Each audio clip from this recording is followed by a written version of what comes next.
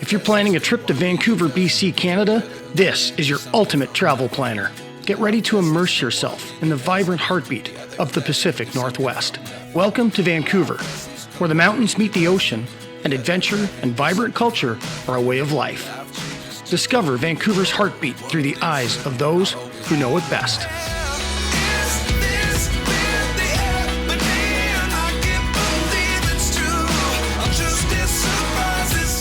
This is more than just a tour. It's an insider's guide, where the city's story unfolds through the eyes of its residents.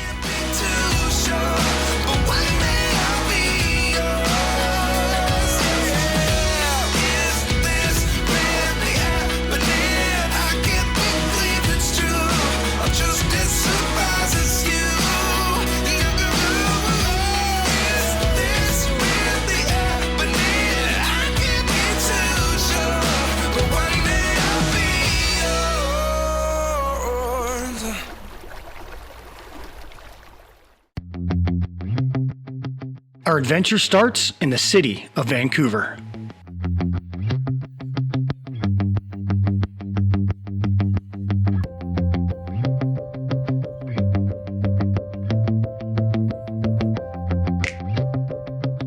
Vancouver is a city of about 2 million people, and what makes the city really unique and special is that we are a very urban, dense, lively, vibrant city, but we really are on the edge of nature.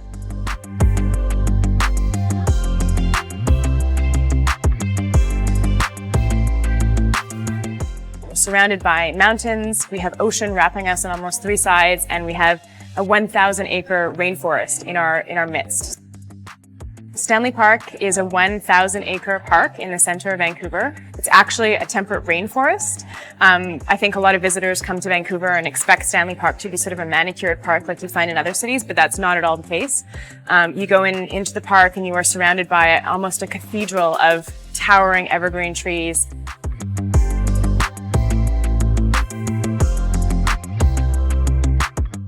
Around the outside of the park, you have a 10-kilometer seawall, which is perfect for biking or running.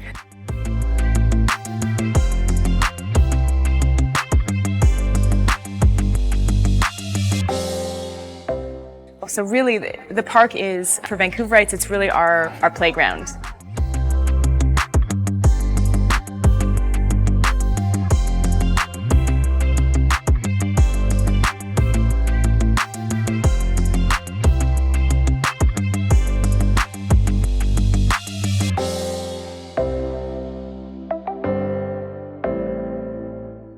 The Totem Pole Park at Brockton Point is one of the most visited parts of Stanley Park. There are numerous totem poles here, each with their own unique story. This is a great place to experience a glimpse of the rich First Nations history of Vancouver's West Coast.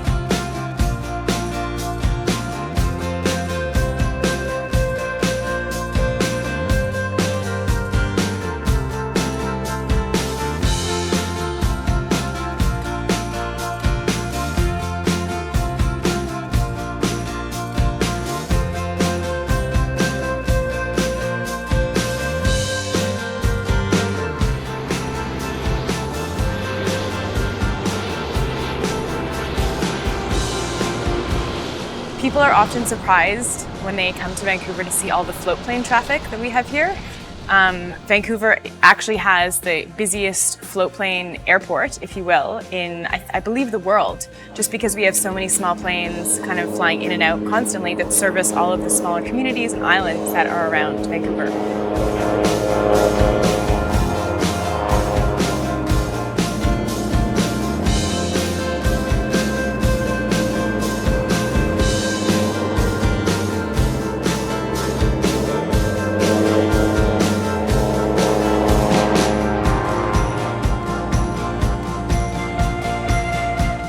So that's actually a really popular thing for visitors to do either a scenic tour or an aerial tour of the city or some kind of float plane experience that takes them to another place.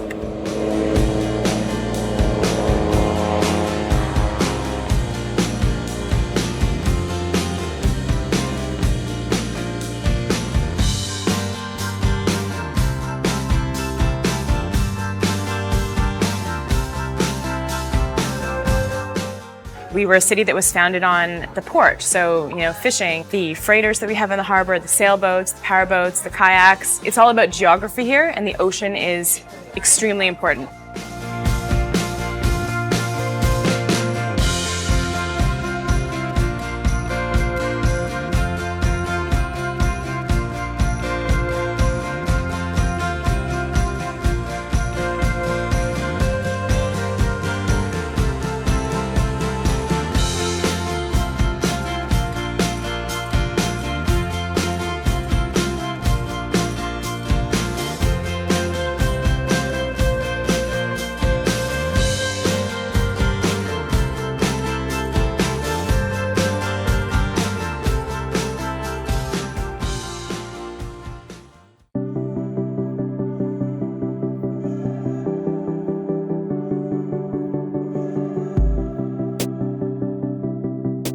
Most people in the city know us and love us as an aquarium, but we really do so much more than that.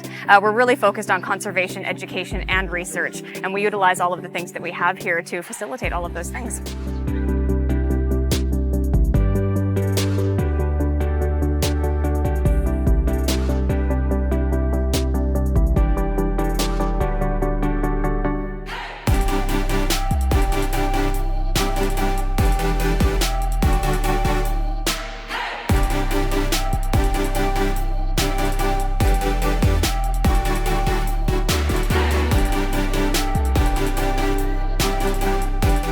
We have over 70,000 different animals here at the aquarium, and many are known and loved by people all around the world.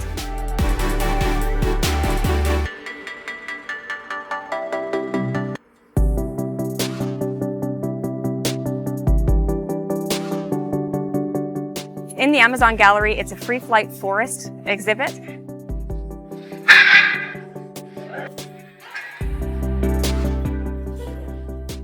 So you can actually walk through the forest, you can see sloths, you can see butterflies in the summer, as well as birds and a number of different animals.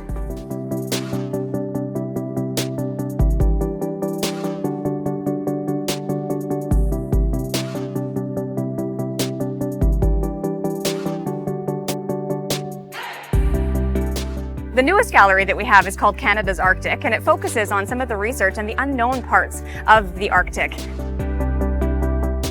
Well, the beluga whales here at the aquarium are known and loved by people all around the world. You can see them either by coming here to the aquarium or by going to the website and viewing our beluga cam. But the beluga whales are actually Canada's most abundant whale, and most people don't realize that. Of course, they do live up in the Arctic, and most people never get a chance to see them. But they have fantastic personalities, and by coming to the aquarium, you can actually get to know the individual belugas that we have here.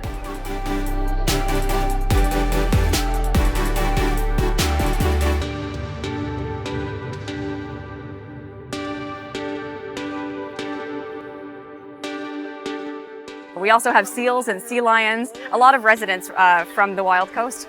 We have sea otters here. We also have Pacific white-sided dolphins here at the aquarium. You don't find Pacific white-sided dolphins in many aquariums, but they are a dolphin that we find right off the coast of Vancouver.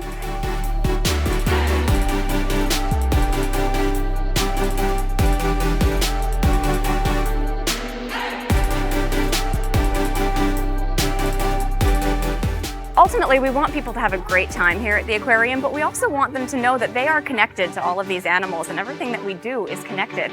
That's ultimately what the aquarium is here for. We're dedicated to research, we're dedicated to conservation, and we're dedicated to educating people about the amazing world around them.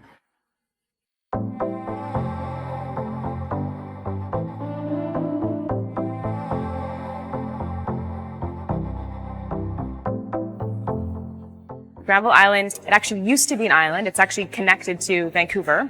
It's only about 10 minutes from any downtown hotel, but it's a center of art, culture, and food for Vancouver.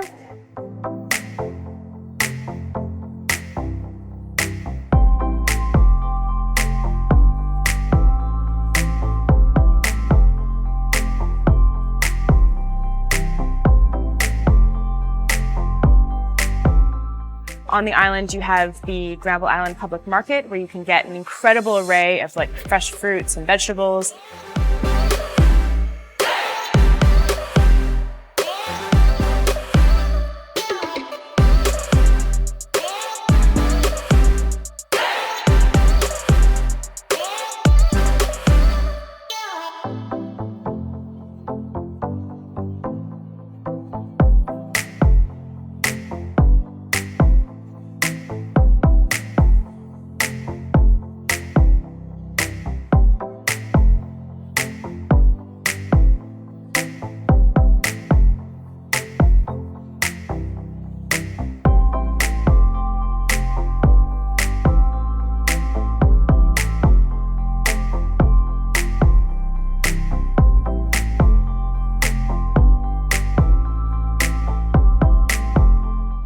There's also amazing artisans who work on the island.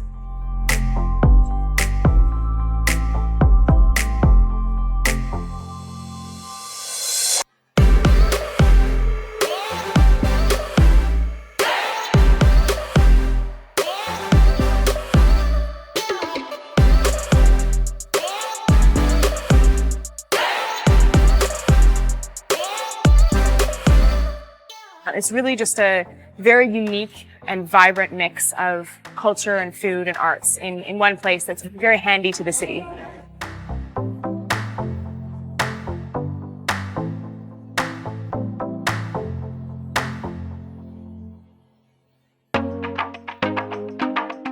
Gastown is really interesting. It's actually the oldest part of Vancouver. Vancouver was actually founded in the Gastown area. All of the architecture around there is great. There's some really interesting buildings that from a modern perspective wouldn't make any sense because they're sort of strangely shaped. Interestingly, in the last 5 or 10 years, a lot of young fashion designers, young chefs have opened up restaurants and stores in Gastown. I think it's a great neighborhood to check out. It's not too large geographically, so it makes a great spot to go for dinner or for lunch, do some shopping.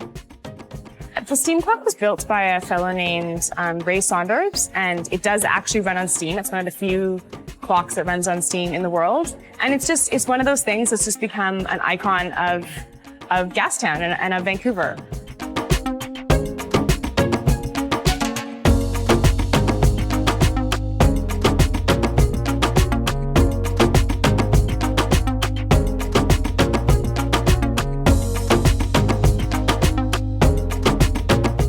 The Lionsgate Bridge is one of those icons of Vancouver, similar to sort of the Golden Gate Bridge in San Francisco. It was built by the Guinness family of the Guinness brewing family, who actually owned a large part of West Vancouver. And in order for them to be able to sell it off to landholders, they actually had to build a bridge to get people over there. So in the early 1900s, they built the Lionsgate Bridge, and then they eventually sold it back to the city. It's a stunning bridge. It is quite narrow by modern standards for bridges, but it was actually built to accommodate horse-drawn carriages. You can get incredible views of it from Stanley Park, so if you're interested in seeing it, Stanley Park is one of the best places to get a nice view of it. Vancouver is a major cruise embarkation spot for cruises going to Alaska. The cruises actually dock right in downtown Vancouver, right at Canada Place. Canada Place can accommodate 3 cruise ships. And that's really unique, I think, because a lot of times when you do a cruise, you end up being docked kind of far away from the action. Whereas in Vancouver, when you come in on a cruise ship, you are just a stone's throw from shopping, dining, entertainment, pretty much everything Vancouver has to offer. At Tourism Vancouver, we always encourage people to stay an extra day if they come in for a cruise. Really make the most of your experience. If you come in a couple of days early, stay a few days late, and really kind of take advantage of being in Vancouver. Canada Place was built for Expo 86 in 1986 when Vancouver hosted the World's Fair. It's known for the 5 sails, which are 5 white sails, which are representative of Canada's 5 provinces. The area is getting more and more dynamic. During the Olympics, it was a real spot for people to congregate. And it's a lovely spot. It's also connected to Stanley Park along the seawall. So for a lot of visitors, it's a really nice place to sort of start a long walk along Vancouver's harbourfront.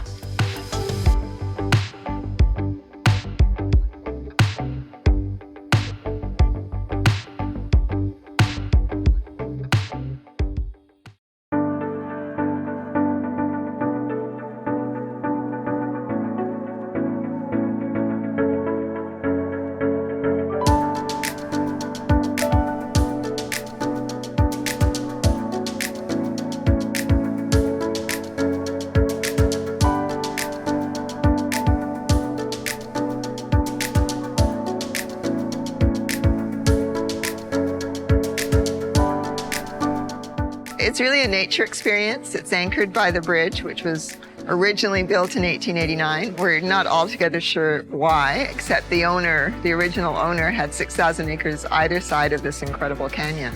So I guess he had to get to the other side. And since that time, people have been coming up to this beautiful spot because it is on a canyon and it is surrounded by magnificent trees and so close to the city. So it makes it an amazing experience for visitors to Vancouver. The suspension bridge is 450 feet long and it's 230 feet high. It's very, very safe.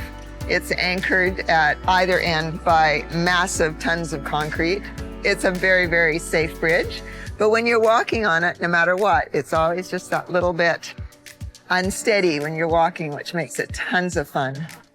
And there's wonderful walks through the rainforest. And one of our newest walks is Treetops Adventure, which is a series of suspension bridges that are high in the trees.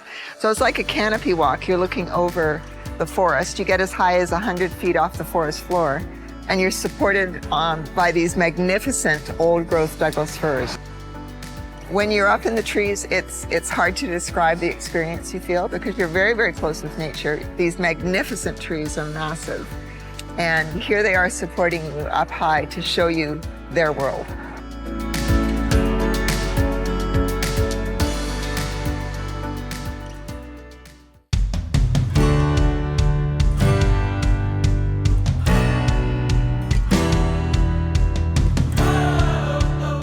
Yaletown is another neighborhood that is definitely a must visit, especially if you like to shop. Shop and eat are two great things to do in Yaletown. Again, it's a neighborhood that looks different. You know when you're there because all the restaurants and shops are on raised platforms, and that's because at the turn of the century, it was actually where the trains used to come in. So if you think about it in that context, you can imagine how the trains would have come down the streets and unloaded everything into the warehouses, and that's sort of why the neighborhood looks like it does.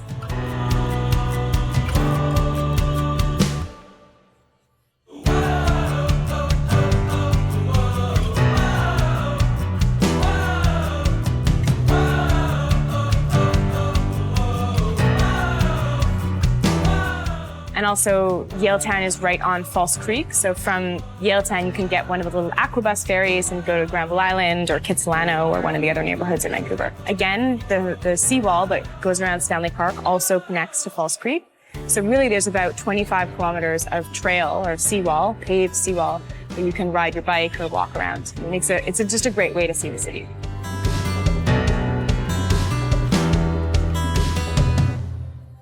Science World is an interactive, hands-on science center in British Columbia.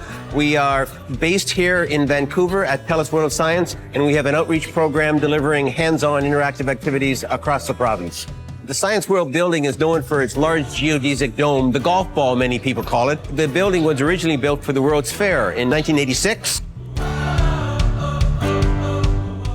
The room we're in right now is called Eureka. It's our physical sciences gallery, and the science behind it is very sound. It's about waves and sound and motion. But for our visitors, it's just about having a cool interactive experience. At Science World, what we're very keen on is having our visitors having an engaging time with their friends, with their parents, with their teachers. We want to put a glint in the eye and a smile on the face, but it's all for a reason. We're in it. We exist because of the belief we have that science and technology is essential for the future prosperity of British Columbia. And that starts by igniting minds at an early age. So the young people we have going through our building today may be the science and technologists of tomorrow, working on your iPad, working on your cell phone, being your doctor, being your veterinarian, science and technology all around us in our lives.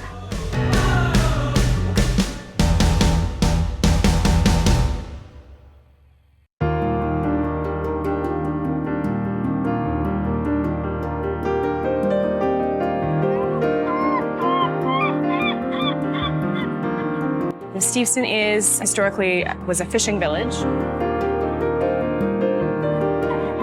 And they have a great museum there, the Gulf of Georgia Cannery, where you can actually go and see the fishing boats and how the fishermen used to work and can all the salmon that came through. And it's also interesting because of the Japanese community that settled there at the turn of the century, and you can still see some of their original houses and sort of how they lived in their community and that kind of thing.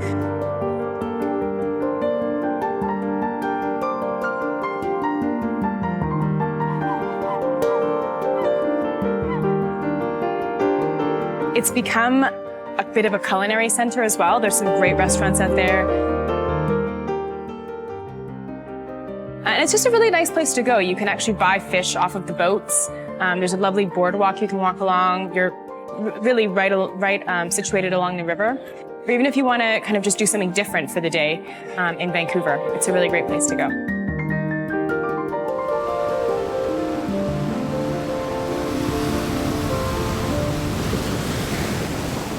Lighthouse Park is one of Vancouver's many parks that's right on the ocean.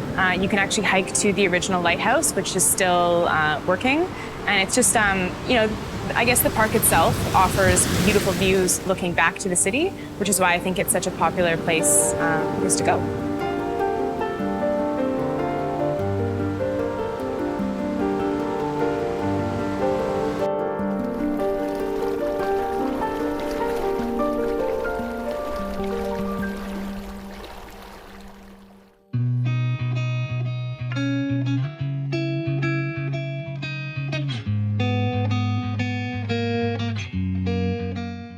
Grouse Mountain was first named by a hiking party that came here in 1894 hunting grouse. The bird is still found around the mountain today. The resort is now the most visited attraction in Vancouver. It receives over 1.2 million visitors each year. The Skyride is North America's largest tramway system. It goes up 1 mile from the base to the Alpine Station. It was opened in 1966. It has a capacity of 100 passengers, and one if you count the tram operator, so 101. And that includes with skis and boards in the winter. So you can imagine that it's been through some exciting times. The trams were built by Caravanta in Switzerland, and there are two of them here actually. We have the smaller red Skyride, as we call it, and then there's a blue Skyride, which is parallel to the red Skyride. The views from the Skyride are world famous. You can see all of Vancouver as far as Richmond, Vancouver Island, the mountains on Vancouver Island. Once you get to the top, though, it gets even more spectacular because you're journeying to an Alpine Station level of 3,700 feet above sea level. It's one of the highest vantage points in the city. By far, my favorite vantage point is the peak itself, which is 4,100 feet above sea level. And from there, you can see as far as Mount Baker in Washington. You can see the coastal mountain range behind us. You can see everything. And it's the easiest place to access the highest vantage point. With the Eye of the Wind now, we've taken that height, because that's at the peak, up another 200 feet. So you're now at about 4,300 feet above sea level. And from there, you're able to see everything. And the glass capsule, the view pod, has 360-degree views. You're less than a meter away from these 37-meter long blades. The Refuge for Endangered Wildlife began 8 years ago with the arrival of two grizzly bears, Kula and Grinder. They were orphan grizzly bears, and they needed somewhere to go. And rather than go to a zoo, our veterinarian and director of the refuge, Dr. Ken McQuiston, and Stuart McLaughlin, the owner of Grouse Mountain, decided that they wanted to create a sanctuary for them, a refuge for these grizzly bears. So Kula and Grinder came here when they were about 6 weeks old, and now they're 8 years old, and they weigh about a ton apiece. So nowhere else in the world will you probably see two happier grizzly bears inches away.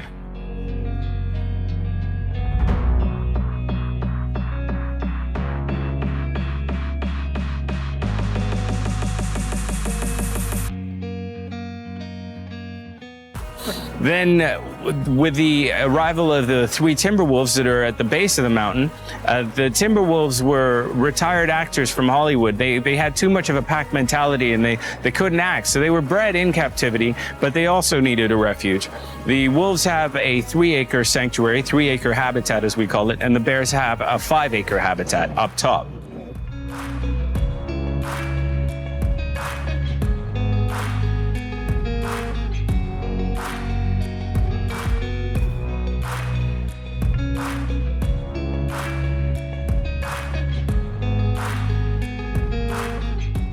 We have mountain zip lining,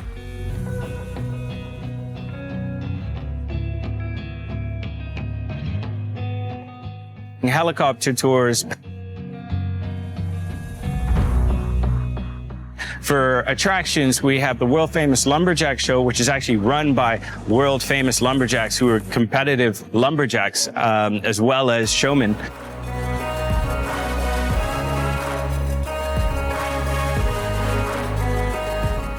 We have a birds in motion demonstration, which is a raptor display of local birds of prey that are home to this region.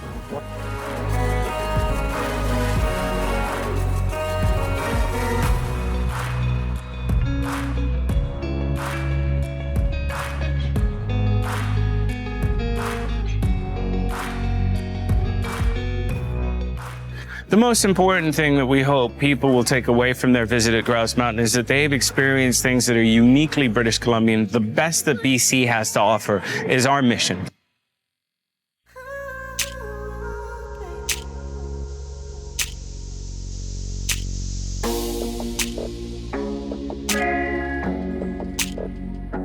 Queen Elizabeth Park is a beautiful must-see when visiting the West Coast.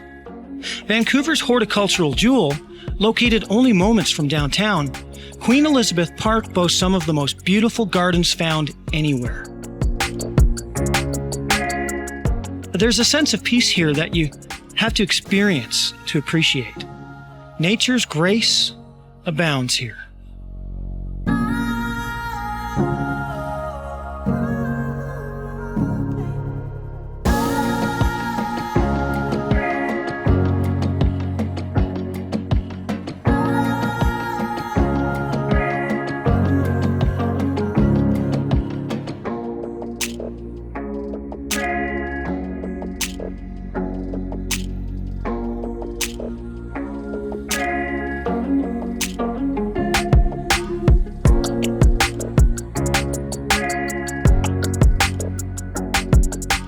An experience not to be missed.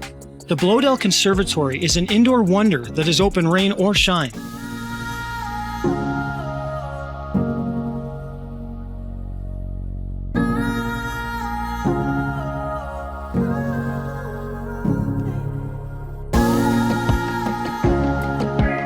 There are numerous tropical plant species here and a collection of birds from all over the world.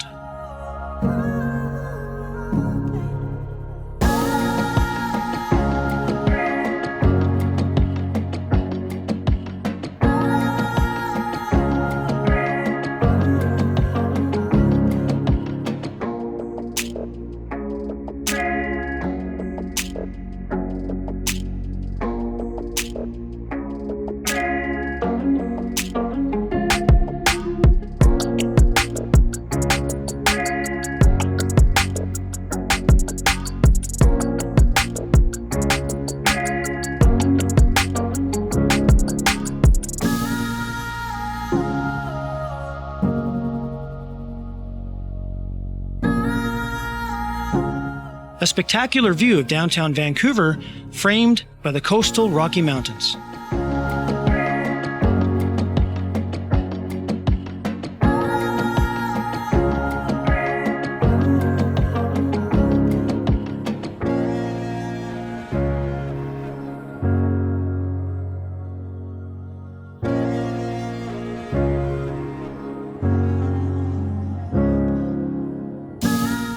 Vancouver is a captivating city, offering many urban and natural experiences. This is indeed a city shaped by geography, where the mountains and the ocean create a place like nowhere else on Earth.